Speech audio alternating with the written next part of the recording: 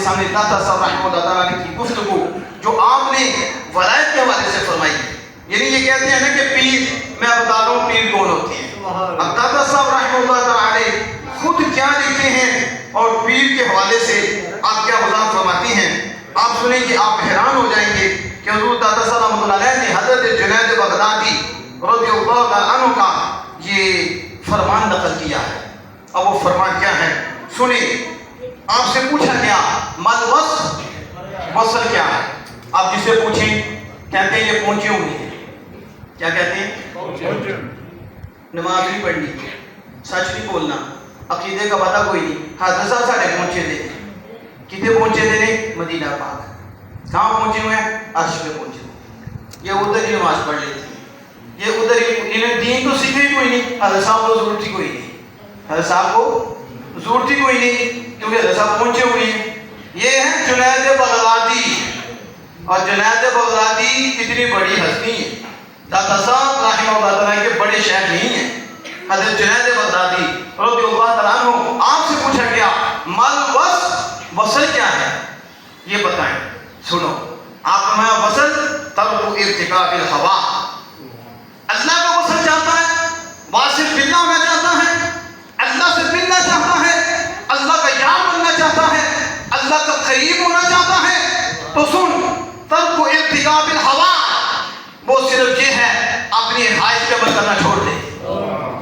اپنی خواہش پہ عمل کرنے کو چھوڑ دے، تجھے رب مل جائے گا. کیا مل جائے گا؟ تو رب کا دوست ہو جائے گا، رب کا قریب بھی ہو جائے گا. صرف کرنا کیا ہے؟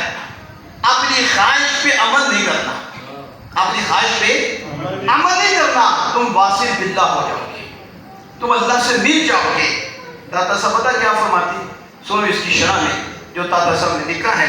آپ فرماتے ہیں کہ بندہ ہیچ عبادت نہ کند بزرگ تر از مخالفت ہوا. آپ فرماتے ہیں بندے کی کوئی عبادت خواہش کی مخالفت کرنے سے بڑھ کر ہے ہی نہیں. میں بندے کے لیے سب سے بڑی عبادت یہی ہے کہ وہ اپنے نفس سے لڑے، آپ کے نفس کی خلاف ورزی کرے، آپ کے نفس کے خلاف چلے، جو رب نے فرمایا ہے اس کو نافذ کرے، اپنے جسم پہ بھی نافذ کرے، اپنی روح پہ بھی نافذ کرے، اپنے دل پہ بھی شریعت کو نافذ کرے، اپنے جسم پہ بھی شریعت کو جاری کرے. کسی معاملے میں بھی نفس کو آنے نہ دے، نفس کی مخالفت کرے اور رب کی عبادت کرے. میں یہ اللہ کا بری بنتا ہے. اور آپ آگے کیا فرماتے ہیں آپ سنیں. اب مد اذان کے کوہ بناکن کندن بر آدمی زیادہ آسان تر از مخالفت نفس و ہوا بود.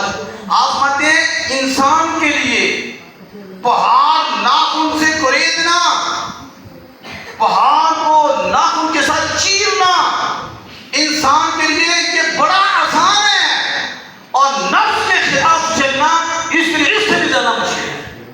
اب ذرا سنو داتا صاحب ہیں یہ ولی ڈھونڈو کے ہم ولی ملتے ہیں، یہ جن کو لانچ کرتے ہیں یہ انہیں کے کوئی یار ہوں گے. ہم جن کے متعلق بتا رہے ہیں وہ تو ہزاروں میں کوئی ایک ملے گا کہ جسے ولی کہا جاتا ہے، جسے رب نے بھی ولی کہا ہے، جسے رب کے محبوب نے بھی ولی کہا ہے. پھر اولیاء جو اولیاء کے سردار تھے جنہوں نے جن کو ولی کہا ہے، وہ ولی کون ہے؟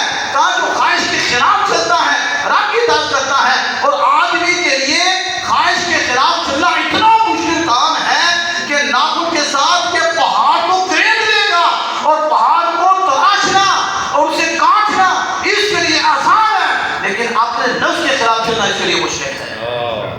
آپ سمجھ آ رہی ہے؟ یہ میں مختصر سی باتیں آپ کے سامنے رکھ رہا ہوں کیونکہ وقت کے دامن میں اتنی گنجائش نہیں، صرف سمجھا رہا ہوں. ولی وہ ہوتا ہے جو ہر گھڑی نفس کے خلاف چل کر اپنے رب کو یاد رکھتا ہے اور راضی کرتا ہے. اب یہاں دیکھیں آگے دادا صاحب رحمۃ اللہ علیہ نے حضرت النور مصری رضی اللہ تعالیٰ عنہ کی طرف سے ایک حقائق نقل کی ہے.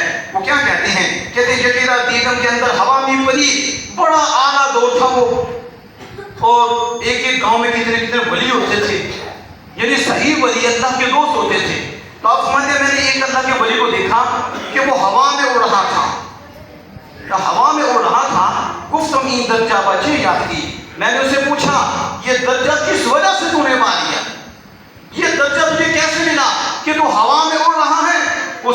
قدم بر ہوا نہادم تا در ہوا شدم، میں نے ہوا پر قدم رکھا اور ہوا میں چل گیا، ہوا پر قدم رکھا اور ہوا پہ اڑ گیا۔ مطلب یہ تھا میں نے نفس کی چوٹی پہ پاؤں رکھا اور شریعت مصطفیٰ کو اپنے اوپر چھائی دیا، میرے رب نے مجھے ہوا میں اڑا دیا۔ لیکن پہلے میں نے اللہ اس کے رسول کی اطاعت کی ہے، نفس کی نہیں مانی، نفس کے خلاف چلا ہوں۔ یہ کہتا ہے پانی ٹھنڈا ہے، کہا تیرا کلمہ نہیں پڑا۔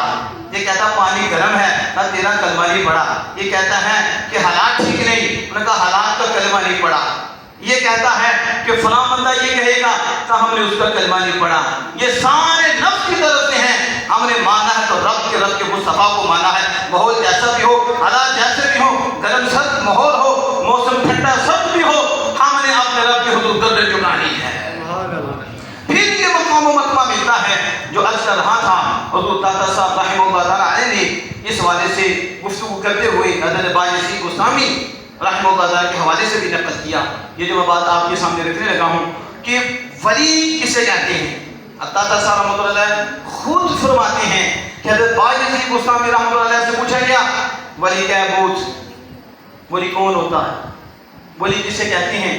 آپ نے فرمایا ولی وہ ہے الصابر تحت الامر والنہی، جو اللہ کے حکم کے نیچے صبر کرے، جو اللہ نے جس چیز سے روکا اس سے رکنے میں وہ صبر کرے۔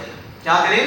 یہ نہیں جو اللہ کا حکم ہے اس پہ عمل کرے، جس سے اللہ نے روکا ہے اس سے دور رہے، اسے ولی کہتے ہیں۔ اسے کیا کہتے ہیں؟ داتا صاحب رحمۃ اللہ علیہ اس کی شرح میں لکھتے ہیں کہ سنو، جو حق تعالیٰ کا دوست ہوتا ہے اس کے دل میں اللہ تعالیٰ کی دوستی زیادہ ہوتی ہے، تو جس کے دل میں اللہ کی دوستی زیادہ ہوتی ہے تو اس کے ہاں اللہ کے حکم کی عظمت بھی زیادہ ہوتی ہے، وہ اللہ کے حکم کا ادب بھی زیادہ کرتا ہے، اللہ کے حکم کا احترام بھی زیادہ کرتا ہے۔ پھر وہ اپنے جسم کو اپنے یار کے جو نہیں کرتی بات ہے، جس سے منع کیا ہے، اس سے بھی دور رکھتا ہے، کیونکہ اس کے دل میں اللہ عز و جل کی دوستی زیادہ ہے، اللہ عز و جل کا پیار زیادہ ہے۔ اس چیز کو آپ سمجھیے۔ اب آپ اپنے پہ دیکھیں، آپ کو جس سے زیادہ پیار ہوگا آپ اس کی بات جلدی مانیں گے اور آپ اس کی بات کا ادب بھی کریں گے۔ بس علامہ ریاض الرحمن مدنی صاحب ہیں، ان سے جس کو زیادہ پیار ہوگا وہ ان کے اشارے پہ بھی چلیں گے، ان کے حکم کو قدر دیں گے اور اس کا احترام کریں گے۔ لیکن اگر کم پیار ہوگا نظر انداز کر دیں گے، عمل نہیں کریں گے اور عمل ترک کر دیں گے۔ دادا صاحب کتنی خوبصورت بات کہہ رہی ہیں کہ ولی وہ ہوتا ہے جو رب کا یار ہوتا ہے، اور اس کے دل میں رب کا زیادہ پیار ہوتا ہے، تو جس کا پیار زیادہ ہوتا ہے اس کے